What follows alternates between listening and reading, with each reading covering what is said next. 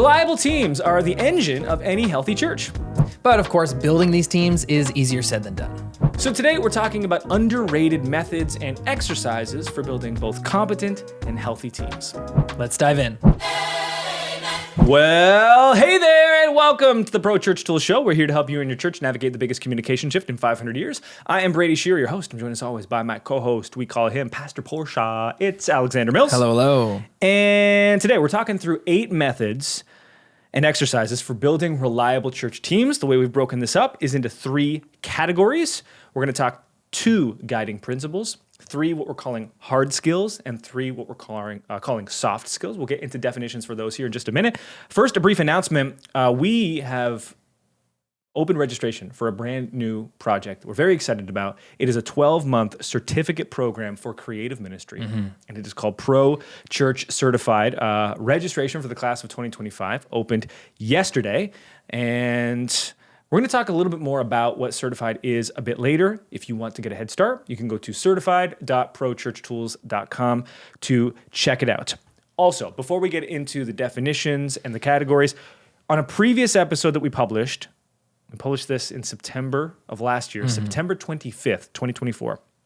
The title and theme of that episode was An Honest Conversation About Recruiting Church Volunteers. So if you want to dive deep into the actual recruitment process for volunteers. Yeah, if you need to get people to have a team. Right. This is about, great, you managed to recruit some. How do you actually take it from there? Yeah. So you want to get started with guiding principle number 1? So guiding principle number 1 of 2 is that churches can't rely on discovering talent. The reward is in developing talent. So the reason I wanted to start here is because creative ministry is so multidisciplinary, more so than many things. You know, social media itself on its own requires, 12 different skills. Yeah. And, in Pro Church Certified, as we'll talk about, we have 9 different modules. And each of the modules is dedicated to one of the core creative disciplines that you will likely need proficiency in to serve in the creative space in the church world. And I think one of the byproducts of it being multidisciplinary is that it is very difficult to find people that have all the skills. And then you have to intersect the skill and proficiency side with the culture side. And what happens is, because it's multidisciplinary, churches look at the people that exist in their congregation and they say, we don't have someone that has all those skills. The reality being, rarely will a church have somebody with all those skills. It's very rare for those people to kind of just exist. And then what they do is they start looking outside and they find someone or they find, whatever. And then they're like, okay, we're going to bring this person in. But then they don't have any experience with the church or any understanding of the culture. And we know what it's like to kind of bring someone in from outside the culture who has experience in something. And they're like, yeah, they check the box on all the skills, but then they're not a good fit or they don't know the history of the church or the history of the org. And it's yeah, you have the proficiency, but you don't have the culture part. And so what we have found is that when you focus more on developing talent rather than discovering talent, in the long term, it's a much, much better process. And I think we all have the same story with this, right? If you talk to someone in creative ministry, where did you get your formal education? And they're like, I used Photoshop once. And then a pastor was like, can you make a graphic? And then away you go. And so I think that this is the great starting point and the guiding principle. It's don't fall for the allure of that there is a perfect someone outside of this org. It's very, very unlikely that's true. It's much better to work on developing people that are already there. There's probably some existing aptitude in some sense. I was once just 19-year-old, pastor put a camera in my hand and said, go for it. Yeah. And I had no skills at all, started with cameras, and then you expand and you build confidence and you go from there. I think there's even an argument to be made that it's easier, or at the very least more accessible, to develop talent in this sphere now than it ever has been. Someone messaged me just this week and said, hey, I'm a young creative. I just got this opportunity in a church to start doing the creative stuff, but I have the desire, but I don't know where to start. Where would you recommend I start? And I was like, oh, well, in the year of our Lord 2025, you have everything you need on YouTube. You have, we refer to it affectionately on this show as YouTube University. It's free. there's someone on YouTube who's going to teach you everything you need to know about Photoshop and Illustrator and any of the tools that you want to use. Yep. And then once you have the proficiency and skills, it's up to you to start practicing them. So I said, hey, find some church creatives. I sent them some and I said, start emulating what they're doing. So for us as leaders on these creative teams, in a different time, in a different era before YouTube University, to develop this type of skill in someone was a little bit less accessible in the sense that like you may have had to pay for it in an actual certification program or send them to some little cohort or something. But now it's like, okay, to develop the skills to do the work, we've got YouTube. Developing the person, that's a whole nother thing. But at least from an accessibility standpoint, I think there's an argument to be made that it's probably more accessible to develop the skills for this type of work now than it ever has been. Yeah, so the first project that I did at my church plant as the media director was this vision video. And there was this, I've told this story before, there was this specific look that a city church video had done. And they had basically created what I would learn to understand is called tilt shift time lapse. So it's a time lapse, so you've got fast moving objects, but there's this blur, this specific type of blur that can be accomplished physically with a tilt shift lens, or you can simulate the effect using plugins, which is what I did because I did not have this extremely expensive single-use lens, to make the time lapse look like miniatures. So you have all these cars, and they look like these tiny little cars because of the motion, but also because of the blur. There was no like place to look that up. Right. I couldn't type into Google like, what is this thing? Yes. And so like, what happened was I would like look at what they did, and then I would do something and I'd say, my thing does not look like their thing. And then I'd have to try and try and try again. And then, I eventually got deep into like this forum where I used like the right language, and someone just used the phrase, oh, it could be tilt shift. And I hadn't asked, I was just searching. So even then, that's an early example of like someone had posted something on the internet deep in an obscure form, and I still had to like figure out, I didn't even know what a time lapse was. Yeah. So I had to figure out that part enough, and then I had to do a time lapse, and then I had to realize that my time lapse didn't look like their time lapse, and eventually I got enough like experience to ask the right question, and then one person had posted deep in some like, obscure form, and I found that. Nowadays, that information is so much more accessible, and so that's where we start with guiding principle number 1, develop over discover. Nice. Guiding principle number 2, you're gonna need both soft skills and hard skills. So I've taken this language from the airplane industry. Okay. So when people describe flying experiences with different companies, they'll sometimes use the language of like hard product versus soft product. Okay. And hard product is the chairs in economy. Soft product, chairs in business or first class. Well, you got it close. Okay. Hard product is the chairs. Okay. Basically anything that's bolted down to the actual plane. Whereas soft product are the intangibles, the things that could change. It's hey, look, this is the cabin that we have. That's the hard product. This is the way the chairs are. This is the way that they tilt. This is the media console, whatever it is. The soft product is like, oh, we're going to bring on different food. Or our service is like really exceptional. And what's really cool about like evaluating different airlines is you can have some that are like, frankly, not the best in terms of equipment. They are not set up for like success. They do not have the most flashy seats, but they're famous for like, they're just so well serviced and the food is so good that it actually makes up for it. And what I love about like this analogy is that your church certainly has advantages and disadvantages. And it has strengths and it has weaknesses. And some of those strengths and weaknesses are outside of your control. And I want you to think of like those as like, there are like hard skills when it comes to like pragmatism and getting things done. And then there are soft skills when it comes to people. So if you think about pragmatic skills are hard skills, and then people skills are the soft skills. Okay. The hard skills are like, hey, like this is our budget, and this is the team that we have, and these are like the strengths that we have, and we have to get tasks done within that. That's like the pragmatic thing. So that's like getting it done. But then there's how you get it done. And by default, I am more of a pragmatic skill person. I wouldn't say that the people skills or the soft skills come to me as easily. And yet, the more that I've grown as a leader in the 13 years of running this organization, the more I've learned how important those are.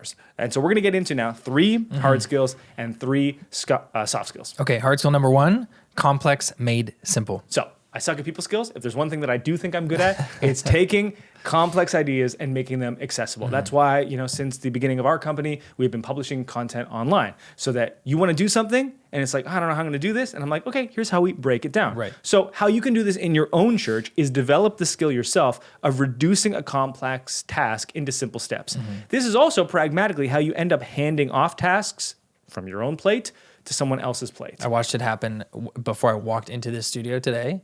You have been wrestling with some of the mics we've been using, trying to like figure out like the best process for processing the audio. But that's not the work that you want to be doing on a daily basis, is processing the audio for our videos. But you've been taking the time to like hone in the process. And just before I walked in here, I watched Tristan open up on his screen a Loom video of you walking through the process of how to process the audio for these videos. So now he can learn and take over that job, that responsibility, that skill from you. And that's how we do it in this company across like so many different verticals, is distilling tasks that one person is maybe like proficient or professional at into a step-by-step video to share with someone else to teach them how to do it. And it's great when we share them in videos because you can go back and reference that and pause it and go through it a step at a time whenever you need to do that task until you have learned how to do it yourself. Yeah, and I want to demystify the idea that like you have to be, experienced in this to do it. There's really two simple steps. One, create a standard operating procedure, an SOP. This is basically a description of the task broken up into steps. So the first one I ever did was for video announcements. And our first employee, Mitch, he was taking over the editing because I was going to be on camera and I couldn't do both anymore. And so I broke down, here's how to edit a church's video announcements. And it was like 58 steps and I wrote them all down. We didn't have good screen record software 10 years ago. Nowadays, loom.com, Loom.com is a great option where you can just like screen record what you're doing and talk while you're doing it. And that's a great visual representation to go alongside the written one. And in the creative field, you often need those like visual representations, whether you're working in a platform like, video editing or graphic design or whatever it might be. Just create those two things. You hand them off, you do that work once, and now the person that you've handed that task to can go for it. And you'll learn how to get better at these things, but just starting with those two simple deliverables is something that very few churches do. You try to hand off a task and you show someone once, you're like, go for it. If you have a written record of it and a visual record of it, you won't have to go back the second time and answer all their questions when I forgot how to do this. Like, don't expect people to remember. Yes. Like, that's not realistic. A simple example of this in a small church context is I send out all of our email communication to our church through Nucleus Messages, and that's just my wheelhouse. That's what I do. My dad, who is, we pastor together, he wanted to send out an email, and he's like, hey, can you teach me how to do that? And so I could have waited until we were together and sat down at the computer and like showed him click at a time. But because we have this process in our office, my first instinct was like, oh, I'll just like do a screen record for him. So I opened Loom, I recorded a screen record and said, hey, Dad, I'm going to walk you through this process. Walked it through on a screen record. It's like 2 minutes or something. I sent it to him. Now he's got that for reference. So he can practice. And then anytime he wants to send an email, he's got that, that Loom video as reference, and he can revisit as many times as maybe he will go to his grave still needing to revisit that Loom video. And that's fine with me because he has it and he shouldn't have to ask me again. So this is as simple as like maybe creating for any of these tasks, whether it's teaching someone how to turn on the X32 soundboard and do the things back there, or run ProPresenter or whatever. Have like a shared Google Doc space. That's what we use. We just use Google Docs. Google Doc. How to run ProPresenter. Typed out steps, Loom video link, you're set. Yep. Hard skill number 1. Hard skill number 2, get a quick win as soon as possible. Right. So when you're starting with a person, you need to build confidence in them as soon as you can. And so the hard skill is basically figuring out, okay, if you want to eventually offload a task, what is like the easiest part of the task to do first? And the reason I know this is so important is because when we were first building the audience at this organization, we would make available what in the industry is called like a lead magnet. This might be very familiar language to some folks. And the idea of a lead magnet is it's this really accessible part of something that is desirable, but probably complex. So an example of a good lead magnet would be like a Lightroom preset, where someone can, with one click, see a photo they have change. Yeah.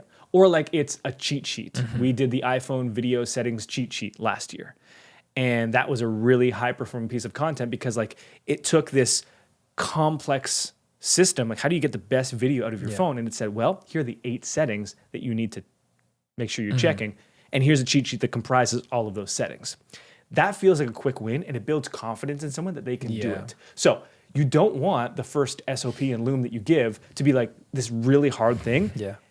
The idea of a quick win is that it's a guaranteed win that requires very little commitment from them, but the outcome is, oh, I have built faith and confidence in this person that they can now take the next step. Now, I'm an extremely stubborn individual, and so my first thing in creative ministry was recreating, albeit a very complex and advanced maneuver in the tilt shift time lapse. Yeah. I would not recommend starting there. You want to start with something that is accessible because you need to build the belief, because the difference between approaching a task that you feel like is a chore and one that you feel like excited about in church, it often comes down to like how familiar and confident you are in the actual space.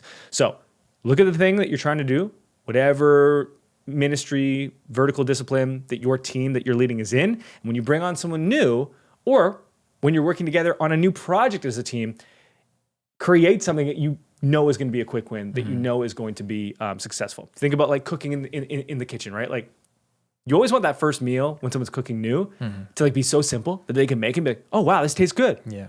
Okay, I can do this. Maybe I'll try something more difficult next time. But the first win has to be quick and easy. Yeah, there's something like psychological going on there, right? Which is when someone has success at doing something, it gives them the confidence to build on that, to try something bigger and better, which is where as a team leader, you're trying to get them to. You're trying to get them to become a fully integrated team member who can do all the things that you expect of someone on that team and more, take initiative and do the things. And it often requires, at the very least for the sake of efficiency on that journey, to give someone a win to start with so that they have the courage to do the next thing and the next thing and the next thing, which leads pretty well actually into hard skill number 3, which is this phrase called a long obedience in the same direction. Yeah, I actually came up with this phrase. And I introduced Alex to it after I came up with it. No, this is Alex's favorite author, I believe, Eugene Peterson. This is one of his ideas. I have been really ruminating, simmering on this idea because I am not the type of person that experiences anxiety as an emotion. The only time I do is when it's at the end of a long day and I think to myself like, I didn't do enough today. I could have done more. I should have done more to accomplish my goals, to fulfill the mission of my organization, to be the person that I want to be. I should have done more. And you have this like anxious feeling of like, I'm not doing stuff right now and more could have been done. And what I find brings the most comfort is returning to this axiom, which I know to be true, which is like, you could always do more on any given day, but to fulfill your calling and to fulfill the mission and to like meet all the responsibilities in your life, all it is long obedience in the same direction. I said this to Alex before we hit recording, but I got a comment today on Instagram. It was like one of the most treasured comments that I've received. It was a pastor recommending me publicly to someone on his team. He had tagged a person, and he said, this guy is brilliant, experienced, and tempered with his takes. And I thought to myself, put it on the gravestone. Like if they say that about me, like brilliant, experienced, and tempered with his takes, like that's all I ever need to be said. All that ever needs to be said about me. Because what it demonstrates is that like you've shown longevity and you've shown restraint and you haven't tried to like, hit the home run ball every single time. It's like long obedience in the same direction. You need that to get someone to say something like that about you. Yeah. And so I just want to like encourage you. It's like, if things aren't happening as quickly as you want, that's okay. Like that's a feature, not a bug. I have it written in chalk on my wall. Maybe it needs to be not in chalk because it's been there for 2 years and I still look at it all the time. Well, you know what happens when you leave chalk on for too long? It becomes permanent. So well, bless. Yeah. Okay. You overestimate what you can do in 1 year. You underestimate what you can do in 10 years. And so keeping this at the forefront should help you set proper expectations. And also it's just a good reminder, like, you're not going to get everything done today. Yeah. And it's proper expectations for yourself and others, right? Like you were talking about teams, and to build a team requires that it's made up of people. And so we're talking about like building people and taking care of people, pastoring people, treating people well, and building a team that is built for longevity and not built for high burnout, high turnover, And so this axiom kind of tempers your expectations for what you can accomplish, what your team can accomplish, and what you expect of how to treat the people that make up your team. So those are our 3 hard skills. Ready to move on to soft skills? Please. Soft skill number 1, a little phrase, known and needed. Yeah, got a little Christian alliteration in there, really like do. we have to. Disappointment is unmet expectations. And I find that more often than not, the culprit to whatever people issue that I'm working with is that there are misaligned expectations. And so all of these soft skills are things that I have learned and am continuing to learn, because you cannot just rely purely on the hard skills. I have tried. If you don't have the soft skills and the ability to work with people, it's kind of funny because like I sometimes like to think of myself as a bit robotic in terms of like do the task, but I'm not. I'm highly emotional, even more than I think I would like to admit. And this is like getting back to that airline analogy, which is like you might have the best cabin, the best airplane. It's like the freshest one. They got the coolest tech. And if like the food and the service and all the little things, the soft product is no good, it's not going to be well regarded in all of like the airlines in their competition. On the inverse side, you might have an old cabin and it doesn't fully recline.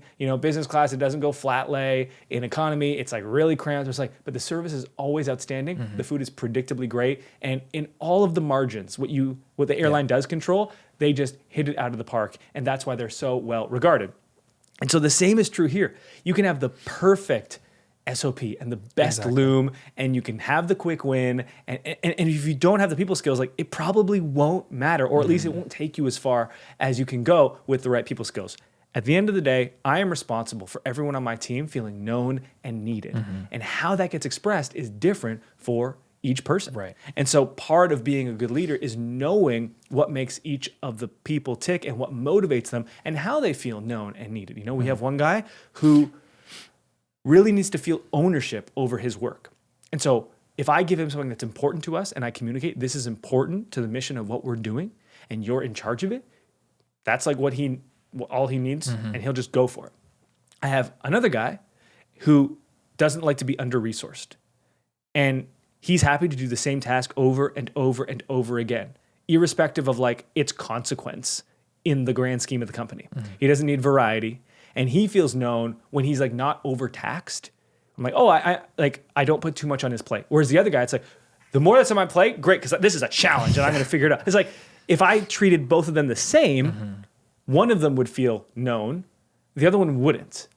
And one of them would feel needed and the other one wouldn't. And so a part of being a good leader is like the discovery process of knowing what each person needs from you. Well, you said it, and it's so important that these soft skills, because we're dealing with people, I won't go as far as to say like they trump the hard skills or whatever, but because people are involved, because we are working with people, because this is people-centered, the soft skills really almost are like the hinge-pin to the success of the thing you're trying to accomplish. When you're working with hard goods, hard skills are generally all you need, right? Like if you're the sound engineer and it's just like you and that X32 back there, like your hard skills that you're bringing to that hard soundboard are all you need to like create success there.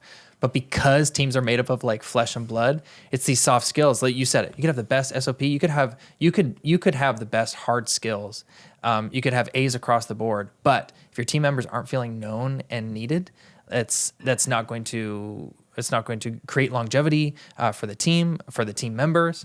I really do think it is the hinge pin kind of the successes as a team. Sounds like if you don't have love, you're just a clanging gong and or cymbal. There are spiritual principles for all of this stuff. I try not to add them to each of them. That's because I feel known and needed when he doesn't inject all of his theology into these episodes. Okay, moving on. Soft skill number 2, people will do almost anything to avoid feeling pain. Yeah, so this is a Brené Brown idea. I think she says people will do almost anything to not feel pain, including causing pain, ignoring pain, and abusing power.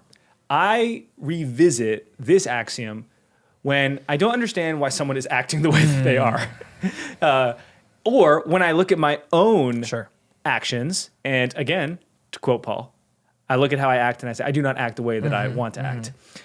And it's a reminder of like the humanity of all of us and our intrinsic motivations and how much we are afraid of pain and the lengths that we'll go to avoid it. Brene Brown goes on to say, very few people can handle being held accountable without rationalizing, blaming, or shutting down. And so this is another soft skill that I've learned to develop, and I'm, very, very new into developing it. It's like when we have to do confrontation, when we have to do problem solving, again, I'm just like, well, A is A and B is B. And then someone says, actually, A is not A and B is not B. that's C and D. And I go, well, that's not rational. You're not behaving rationally here. And I have to remind myself, like, the true motivation for all of us is actually very rarely going to be irrational behavior. And this is like the paradox of like the hard skills and the soft skills, where like the hard skills are all based on pragmatism and logic, and then all the soft skills are basically dealing with our own like illogic behavior and the illogic behavior of the people in our care. Yeah. Where do you see pain or discomfort, but specifically pain, to use the language here, where do you see pain intersecting with like the work that we do together as team members? It can be as simple as like disappointment. It can be as simple as one's inability to take responsibility for something that was in their care that went wrong. Right. It can be comparison. It can be like bitterness. Like it, and we all deal with it differently. Like I would say my wife is about as good as you can get at ignoring pain. She'll just be like, I do not acknowledge this. This discomfort, I choose not to acknowledge that you exist, which is like not always the right thing. And then for me, I'm very good at abusing power. Jeez. Wow.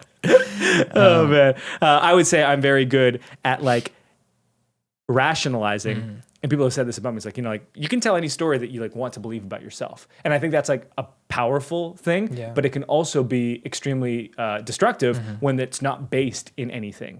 Because we can all like tell, and this is like part of the human existence, which is like, we are all the main character in our story, which is why faith is so important, because it takes us out of the center and it puts Jesus there. And now we align and measure our own behaviors against the perfect example of Jesus. When we're our own main character only, that's why they call it main character syndrome, where it's like no matter what you do, you rationalize. And like there's the trope of like you're talking to your friend, and at a certain moment you go, oh, you're the problem. And so all of that is part of like our own experience. And now we're going to add one other person and another person and another person as we build a team. And so like recognizing that at our worst, but also probably at our default, this is our motivator. It can help you like really get to the root a lot quicker, I've found. I've spent so much wasted time like going around and around in circles. Like, what is wrong with you? Yeah, it's like, well, no, there's something going on that's uncomfortable and it's manifesting in another way, but there really is something going on here, and it's very often an uncomfortable feeling that is operating underneath. So at the very least, this soft skill is like a call to empathy or compassion, right? To see someone on your team behaving in a way that's like, that doesn't quite align or is not helpful, and a call to like, to look one layer beneath that and see like, oh, they seem angry. Well, what are they grieving? You know, like what's laying underneath that? If someone won't step up in a role and you're like you're perfectly skilled for this. Like, why aren't you ready to get started? It's not the skill. Like maybe there was a previous experience that caused them pain, and they are working to avoid that pain ever happening again. And so like, no, I'm just not going to step up. Like, why? You are qualified. It's like, it's not about qualification. It's about avoidance of pain. Could be another reason, but like at its root, it's, you know, probably something related to pain. And you can't get to that without deep knowing, without relationship, right? Well, and then also, if you are the leader, you're probably like at the top. So you have to recognize that like abusive power, that's your, in my case, my like thing that I need to be concerned with. It probably isn't like Alex could abuse his power, but eventually if he was, like, I'd be like, hey, what are you doing? Right. Because like I am over top of him in this org, but there's no one over top of me in this org except for the Lord. And I say that in a glib way, but like like I can only be accountable to him because I will be able to abuse my power because I am at the top. And so I have to recognize like in myself, I will look to avoid pain. And so one of the ways that I try to do this my best as a father, so head of the house, as the leader of this organization, head here, is to be quick to apologize and to take accountability. Even so much so like when it's not like only my fault or my fault at all. It's like take accountability because that's a good practice in like exercising the demons of abusing power. Like if you're always quick to apologize. One step ahead of those little demons. The little demons. And I will say this out loud. You are very good at that. And that's because I abuse my power to make him say that. How would you ever know? You couldn't pay me enough to make me say that. Soft skill, the last one, number 3. The limits of my language mean the limits of my world. So this is a quote from an Austrian philosopher. His name was Ludwig Wittgenstein. Nice. Lived in the first half of the 20th century. And when I first heard it, I found that it was tremendously profound for me. The limits of my language mean the limits of my world. If you are experiencing something and you are unable to articulate it, you're almost like unable to like live it at all. And this gets to another episode that we published early January of 2024, January 24th, 2024. The title of that episode was My 16 Rules for Living and How to Develop Your Own. This soft skill, which intersects with a hard skill in a sense, is the ability to articulate values, basically create language that you and your team can abide by, and then hold the team accountable, but most importantly, hold yourself accountable to those values. You know, there's that famous line from, I believe it's The Wire, pardon me, I've never seen it, which is like, you know, every man has to have a code. And the idea there is that we need values to live by, and in a team, you need to continually articulate those values and cast that vision, because once that shared language exists, it's amazing how we've seen this happen in our own organization. Once we create this language and we define it, people start using the language, and that language, what do I always say? The language you use becomes the culture that you build. And so like you're almost like creating culture and creating emotion and the ability for people to describe things that maybe they couldn't before just by laying out that language. The limits of my language mean the limits of my world. And so the limits of the language that you articulate in your own team become the limits and the like upward limits for your team to achieve and accomplish. As you're talking about that, I'm thinking about the shared language we have on our team. And the function it has played for us is it has created almost a landscape for us to navigate, like, frankly, most often conflict in a way that we couldn't have before without that language. So like we've literally created a world, a space, an arena basically to navigate conflict.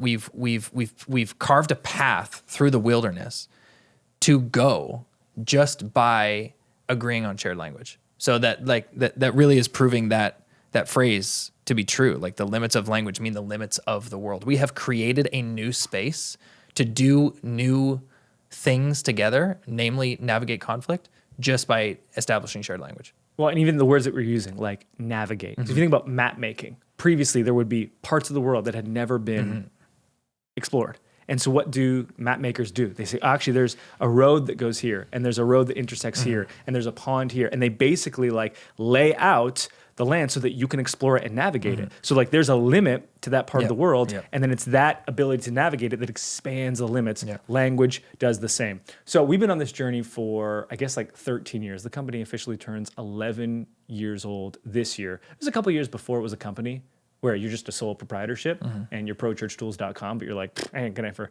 incorporate a company around that name because, and yet we still use it today. In fact, we're using it in we're doubling down different ways. So Pro Church Certified is essentially the grand total of everything that I've learned in 13 plus years, and we've condensed it all into a 12-month sprint. And by the end, the idea is that you get your certificate. You get a certificate, like a real printed, life, we mail it to you. We are exploring actually like a printed badge of some kind as well. The idea there is that certificate is a representation that you are practiced and you are qualified and ready to serve the global church in this creative sphere.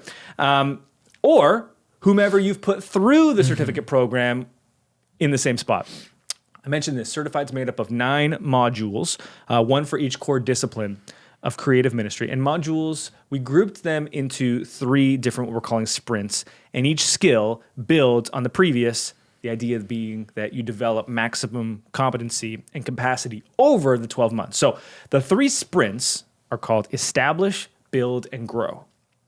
Each sprint has 3 modules. In order, the modules are, starting with photography, number 1, then logo and branding, then videography, then live production, web, and communications, and then the final 3, social media, promotions, and building your team. And we designed Certified for 2 groups of people. The first is going to be the person that has been in this creative space for a while, you want to grow, maybe you've made some progress, you're ready to take the next big leap. The person who DM'd me on Instagram earlier this week. Precisely. Says, where do I start? It's the roadmap. And I wasn't able to tell him yet. It's funny. Whenever we get like certain level of closeness, proximity to a launch date. It's like I mentioned it on a podcast that like I know won't be live until after, but I was like, I guess I'm talking about it for the first time. Like, and then a guy's like, oh, so that's a big deal. And I was like, yeah, and you just got the exclusive. Like, he's like, when is this going live? He's like, oh, not until February. I'm like, okay, great. Like, we're golden then. So that's you, the roadmap to becoming a pro. That's certified. The other group that it's for is for the pastor, the senior leader, the team leader that basically wants to put their team through this. We talked about the immense challenge of discovering talent. The entire reason that Certified exists is to develop talent. So take the people that are already in your care, put them through this, and that can be the engine to creating the high capacity, creative team with the people that you already have. There are also 2 additional upgrades that we have with Certified. So Certified is the base teaching, and then you can upgrade to Certified Plus Audit or Certified Plus Accelerator. Certified Plus Audit came from the many, many DMs and emails and messages of people saying, can you review what we're already doing? Can you look at what we're doing and tell us like where we need to improve and what we need to do wrong? That on its own is only useful if we've gone through the same training and we are using the shared language, right? So like, let's say I'm going to review your social media and I'm going to come to you and say, hey, you're being too promotional. And they'd be like, what's too promotional? Well, we have this thing. It's called the 1 in 5 rule. Like, oh, what's that? Right. So I can't evaluate what you're doing if we don't come from the same place. It's like if a teacher graded your paper and they said like, you used too many of these statements. So like, well, what's the problem with that? Well, you went through the course the class where we talked about that as the core foundational knowledge. So we've resisted kind of doing anything like this until we could figure out all the different pieces. So what happens with audit is you get 3 full custom audits, 1 for your church's brand, 1 for your website, and 1 for social media, and they get delivered in the respective modules. The audit upgrade is limited to 50 churches, and it's for the kind of church that you want to train your team, but you also want to get personalized feedback to make progress faster. Again, really is the answer to the question that I've been receiving so many times. Hey, can you look at our stuff? We heard you. That's what audit is for. The upgrade that is second to that is called Accelerator, and this is the big one where you actually get to partner with our in-house team, the same designers that built certified.prochurchtools.com. You can go check it out. We will rebuild your church's brand and website and design materials. So we will give you a brand new logo if you want it. We will refresh your existing logo if you like it, but you're like, it needs to be modernized or refined in some way. This is not outsourced to some designers that we have hired. This is the actual people that like built Nucleus and designed all that and built Storytape and designed all that and does all of our in-house design. They are the very best of the best. When we were working on Certified and like the branding for it, I said this to the lead yesterday. And I was like, man, it has been a long time since we worked on branding together. I was like, I forgot like how much you are the GOAT. I use that language because we worked with others and they're great. But like, that's the trope of like, I don't know, what is it? It's like, every car looks like a Rolls Royce. Every car. I can't even help you out with it's this. The whole like it's the 300 versus the Rolls Royce or whatever it is. Anyway, well, lost the plot there. I'm just like kind of getting into cars. Clearly, I'm not like quite there yet. Yeah. So maybe you should start with the Chrysler 300. Yeah, clearly. Oh man. The accelerator upgrade is also limited only to 25 churches because like it's so much like hands-on work. So Certified is the base, and then we're also like doing all of this work for you, overhaul your creative department, set you up for years to come. So there's Certified, Certified Plus Audit, Certified Plus Accelerator. Let's talk about the modules. Every module has 4 components. It's got the teaching, workshop, downloads, and exercise.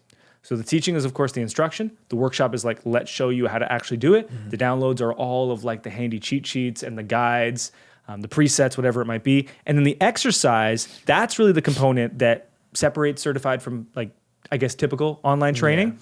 And it's what allows us to basically, at the end of the program, confidently issue that certificate because you have shown yourself qualified and practiced. Registration for Certified, it opened yesterday, February the 4th for the class of 2025. Registration will be open for 1 week. So it closes Tuesday, February 11th. The first module, photography, is published the day after, February 12th. Won't open again until what, next year? Yeah, so the idea is we want to do these cohorts. So we're going to work with the class of 25, close it down, and then again in the new year, class of 26. The nice thing is you get lifetime access as one of the bonuses. We have a couple bonuses for signing up for 2025. And the first one is lifetime access. So what that means is as we update it in future years, as we will need to, because creative ministry is not like, oh, you're going to learn how to play the violin. Like, the violin is the violin. Yeah. Creative ministry is always changing so much. And so with every year that we update the curriculum and update what we're doing, you'll get access to that as a lifetime 2025 inaugural class enrollment. That's bonus number one. The second bonus, again, exclusive for this year, is 3 seats for the price of 1. So you're going to get 1 license for every sign up. That's normal. What you'll also get is credit for 2 extra free licenses for anyone that enrolls before that deadline, February. So 3 people on your 11th. team can do it. Exactly. If you need more than that, just email us. But the idea here is like you probably have more than one person in your team that you want to develop, right? And so like we want to give you the ability to put 3 of them through for the price of 1 and reward those that sign up for this inaugural class in 2025. We also have this, what I've aptly called, and I think this is cool language, it's the 30-day try and apply I love that. guarantee, which I think is better than money back. I've used money back too many times. Try and apply. So the idea here is like if you're on the fence, you want to do this, but like, hey, it's a big leap, go through the first module, do the exercise. If you get through that and you're like, you know what, this is not for me, just let us know. We'll refund your money. Easy. Try and apply. Guarantee. If you are listening to this after the registration date, class of 26. Get on the launch list for that and check it out. If you have questions about Certified, you can head to certified.prochurchschools.com, click the little beacon, bottom corner of the page, ask a question, get signed up, explore pricing, the different payment plans that we have, the cost for Certified versus the cost for Certified plus Audit, the cost for Certified plus Accelerator. Certified, welcoming as many churches that want to sign up. Audit is limited to 50. Accelerator is limited to 25. We've cost these in a way where, we've priced them in a way where the cost for Certified on its own is dramatically less than the public cost of any media arts program that you're going to find online. This one is local church focused. It has exercise components, and it's going to be updated every single year. You'll get access to this. You can also go at your own pace. So we want you to be able to work this into your schedule and not have to like rearrange your schedule just to go through it the way a traditional media arts program would. And then on the accelerator side, on the upper end, the more expensive package, if you look at the public costs from church providers for logo, web, and branding materials, they're all going to come in, just those 3 on their own, less than the cost of Certified plus Accelerator. You get all those things, and then you also get the entire certified program for life, 3 licenses. So we're trying to price these more competitively than you would get elsewhere in a big way. You check it all out, certified.prochurchschools.com. Wow. Excited to get that started. I'm excited to publish this photography module because I've just been like crushing through it. And then, we get on this pod and I'm like, woo, it's been like giving out so much. It's been a little while since I've done this much creative work. Thank you for listening, for your time, attention, and trust. We'll see you on the inside of Certified. And of course, we'll see you next week on the pod. Talk to you then. Anyway, we get to the end of the day and Britt would be like, another day, 15,000 steps. And I'd look down and it was like 45 steps. No, it'd be like 15,000 steps? her Apple Watch. Do you know how much work it takes to put in? You know how much work it takes to put in 15,000 steps. So she does walk a ton on the treadmill a day. Oh, okay. So she'll like do her whole day and then just be like, I put in 90 minutes on the treadmill. Okay. That's 9,000 steps. Allegedly, yeah, you would think. Yeah. So then I'd get to the end of the day and I walked just as much on the treadmill and it was like, oh, congrats. 7,000 steps. And she'd be like, wow, you suck. And I'd be like, how? And she's like, you don't understand what it's like with a toddler. And I was like, it's not 10, it can't be this many. I'm in the home too. Yeah. So now I'm wearing a pedometer Old-fashioned pedometer. to connect against the ring to prove, and then she's gonna wear the pedometer against the Apple Watch, and we're gonna get to the You bottom guys are of this clinically insane. once and for all.